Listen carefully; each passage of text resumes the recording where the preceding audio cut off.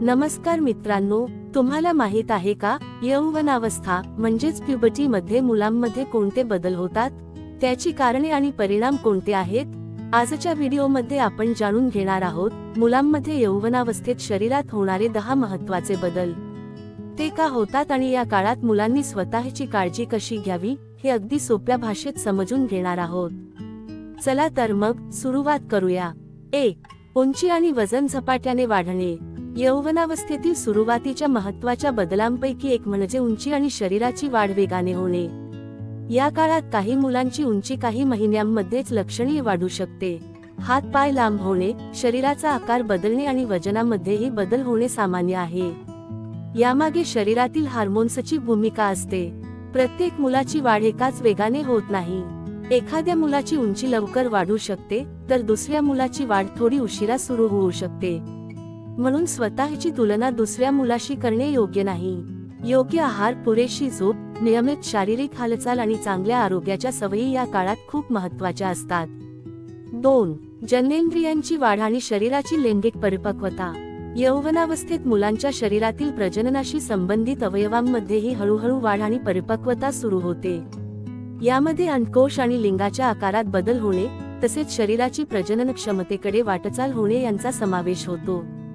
हे बदल प्रत्येक मुलामध्ये वेगवेगळ्या वेळी आणि वेगवेगळ्या गतीने होऊ शकतात. या विषयाबद्दल मुलांना लाज वाटण्याची गरज नाही. हे शरीराच्या नैसर्गिक विकासाचा भाग आहे. पालकांनीही मुलांच्या प्रश्नांना घाबरून किंवा रागावून उत्तर देण्याऐवजी योग्य आणि वयाला अनुरूप माहिती देणे महत्त्वाचे आहे. 3. आवाज जाड होणे. माझा आवाज अचानक बदलतोय हे का? यौवनावस्थेत मुलांना पडणारा हा एक सामान्य प्रश्न आहे. या काळात स्वरयंत्राची आणि घशातील इतर रचनांची वाढ होते. त्यामुळे आवाज हळूहळू जाड आणि गंभीर होऊ लागतो. काही काळ आवाज कधी जाड तर कधी बारीक किंवा वेगळ्या स्वरात जाणवू शकतो. याला आवाज फुटणे किंवा व्हॉइस क्रेकिंग असे म्हणतात. यामुळे मुलाने घाबरण्याची किंवा आवाज जबरदस्तीने बदलण्याचा प्रयत्न करण्याची गरज नाही. काळानुसार आवाज स्थिर होतो. 4. चेहऱ्यावर आणि शरीरावर केस वाढणे. यौवनावस्थेत मुलांच्या शरीरावर केसांची वाढ अधिक स्पष्ट दिसू लागते. सुरुवातीला काखेत आणि जननेंद्रियांच्या आसपास केस वाढू शकतात. त्यानंतर चेहऱ्यावर मिशी आणि दाढीचे केस दिसू लागतात. हात पाय, छाती किंवा शरीराच्या इतर भागांवरील केसांची वाढही व्यक्तीनुसार वेगवेगळी असू शकते. कुणाच्या दाढीची वाढ लवकर होते तर कुणाची उशिरा. त्यामुळे माझ्या मित्राला दाढी आली पण मला अजून नाही म्हणून चिंता करण्याची गरज नाही. शरीराची वाढ प्रत्येक व्यक्तीमध्ये वेगवेगळ्या पद्धतीने होते. 5. घाम आणि शरीराचा वास वाढणे. यौवनावस्थेत शरीरातील घामाच्या ग्रंथी अधिक सक्रिय होऊ लागतात. त्यामुळे पूर्वीपेक्षा जास्त घाम येऊ शकतो आणि शरीराच्या वासातही बदल जाणवू शकतो. विशेषतः काखेत आणि शरीराच्या इतर भागात घाम जास्त येऊ शकतो. हा बदल पूर्णपणे सामान्य आहे. पण या काळात वैयक्तिक स्वच्छता अधिक महत्त्वाची बनते. दररोज अंघोळ करणे, स्वच्छ कपडे घालणे, घाम आलेले कपडे बदलणे आणि काखेसारख्या भागांची स्वच्छता ठेवणे या सवयी लावून घेणे चांगले. 6. चेहऱ्यावर पिंपल्स येणे. यौवनावस्थेत अनेक मुलांना अचानक चेहऱ्यावर पिंपल्स किंवा मुरूम येऊ लागतात. यामागे हार्मोनल बदलांमुळे त्वचेतील तेलाचे उत्पादन वाढणे हे एक कारण असू शकते. पिंपल्स आले म्हणून वारंवार चेहरा घासणे किंवा ते दाबून फोडणे टाळा. जास्त पिंपल्स असतील, वेदना होत असतील किंवा त्यांचे डाग पडत असतील तर त्वचारोग तज्ज्ञांचा सल्ला घेणे योग्य ठरते. आणि एक महत्त्वाची गोष्ट, पिंपल्स येणे म्हणजे मुलाने अस्वच्छता ठेवली आहे असे नेहमीच नसते. हार्मोनल बदल ही त्यामागची महत्त्वाची भूमिका असू शकते. 7. शरीराची रचना बदलू लागणे. यौवनावस्थेत केवळ उंचीच वाढत नाही तर शरीराचा आकारही बदलतो. खांदे रुंद होऊ शकतात, स्नायूंची वाढ होऊ शकते आणि शरीर अधिक प्रौढ स्वरूपाकडे जाऊ लागते. या काळात काही मुलांना व्यायामाची किंवा खेळाची आवड वाढते. शारीरिक हालचाल आरोग्यासाठी चांगली आहे. मात्र शरीर पटकन बदलावे म्हणून अतिव्यायाम, चुकीचे सप्लिमेंट्स किंवा डॉक्टरांच्या सल्ल्याशिवाय औषधे घेणे टाळावे.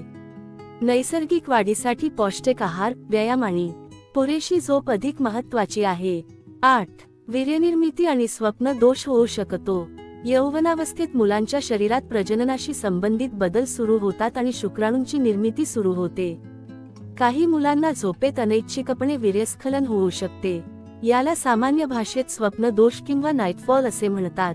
याबद्दल अनेक गैरसमज समाजात आढळतात. स्वप्न दोष झाला म्हणजे शरीर कमजोर झाले, शरीरातील शक्ती कमी झाली किंवा काही गंभीर आजार झाला असे नाही. अनेक मुलांमध्ये हा यौवनावस्थेतील सामान्य शारीरिक अनुभव असू शकतो. याबद्दल मुलाला लाज वाटण्याची गरज नाही. मात्र वीर्यस्खलनासोबत वेदना, रक्त जळजळ किंवा इतर त्रास जाणवत असेल तर डॉक्टरांचा सल्ला घ्यावा. 9. लैंगिक भावना आणि आकर्षण वाढू शकते. यौवनावस्थेत शरीरातील हार्मोन्समध्ये बदल होत असल्यामुळे मुलांना आकर्षण, प्रेम किंवा लैंगिक भावना अधिक जाणवू शकतात. एखाद्या व्यक्तीकडे आकर्षित होणे, तिच्याबद्दल वारंवार विचार येणे किंवा रोमॅन्टिक भावना निर्माण होणे हे या वयात होऊ शकते. याचा अर्थ मुलामध्ये काही चुकीचे आहे असा नाही, पण या भावनांसोबत संमती, मर्यादा, आदर आणि जबाबदारी समजून घेणे तितकेच महत्त्वाचे आहे. समोरच्या व्यक्तीला काय हवे आहे आणि काय नको आहे याचा आदर करणे आवश्यक आहे. ऑनलाईन किंवा सोशल मीडियावर दिसणारी प्रत्येक गोष्ट खरी किंवा योग्य असतेच असे नाही. म्हणून शरीर आणि नातेसंबंधाबद्दल माहिती मिळवताना विश्वासू स्रोत आणि योग्य मार्गदर्शन निवडणे महत्त्वाचे आहे.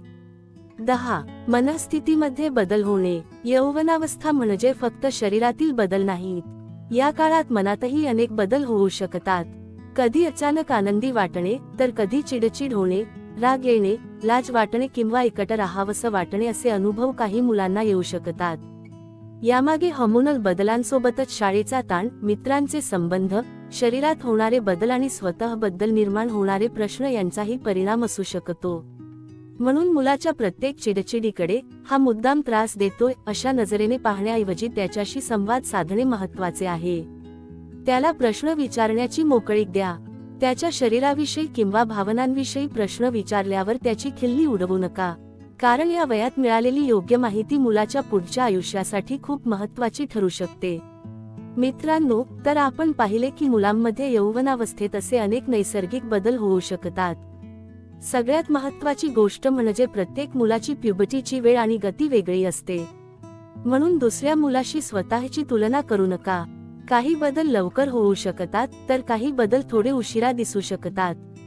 मुलाच्या शरीरात बदल होत असताना त्याला योग्य आहार, पुरेशी झोप, व्यायाम, स्वच्छता आणि भावनिक आधार देणे महत्त्वाचे आहे. आणि जर एखादा बदल खूपच असामान्य वाटत असेल, वाढ थांबलेली जाणवत असेल किंवा मुलाला वेदना अथवा इतर आरोग्यविषयक त्रास होत असेल तर अंदाज न लावता संबंधित तज्ज्ञ डॉक्टरांचा सल्ला घ्यावा. यौवनावस्था म्हणजे घाबरण्याचा काळ नाही, हा शरीराच्या वाढीचा आणि प्रौढत्वाकडे जाण्याचा नैसर्गिक टप्पा आहे. योग्य माहिती मिळाली तर या काळातील अनेक भीती आणि गैरसमज दूर होऊ शकतात.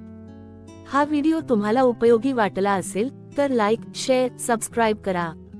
तुमचा कोणताही प्रश्न असेल तर कॉमेंटमध्ये नक्की लिहा. स्वतःच्या शरीराला समजून घ्या, योग्य माहिती मिळवा आणि आरोग्याची काळजी घ्या. धन्यवाद.